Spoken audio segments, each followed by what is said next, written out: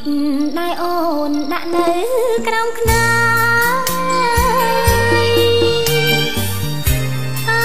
ពីបញ្ញាដែលអ្នកចរចា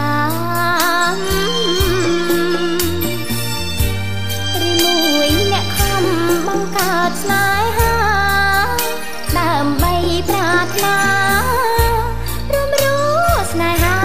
មកឡារកខ្ញុំ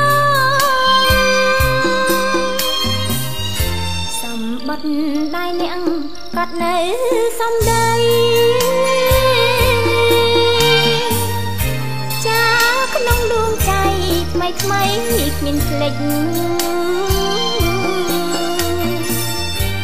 យខ្ញុំរំពឹង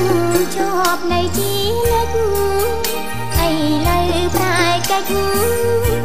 បំភ្លេចសម្ដីនៅក្នុងសម្បត្តិ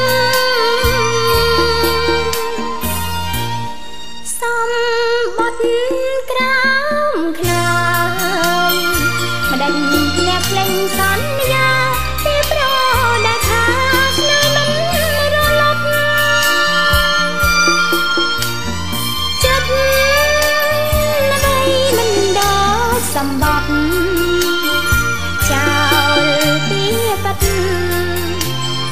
ប្រែជាបំភ្លេចស្នេហ៍អង្គរាដែលបងសរសេររាយការណ៍ជាពាក្យសន្យាមួយយ៉ាងប្រសើរឥឡូវពាក្យនោះបែរហោហាតុងក្តីវេទនាកុំព្រាដួងចិត្តឲ្យខ្ញុំទទួល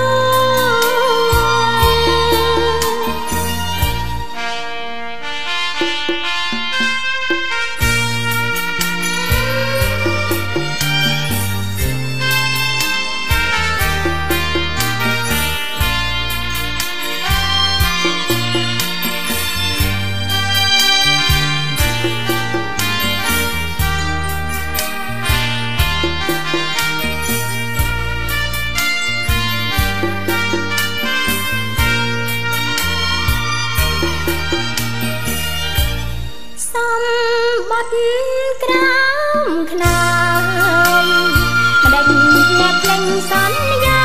ពីប្រដែលថាស្នេហ៍មិនរលត់ចិត្ត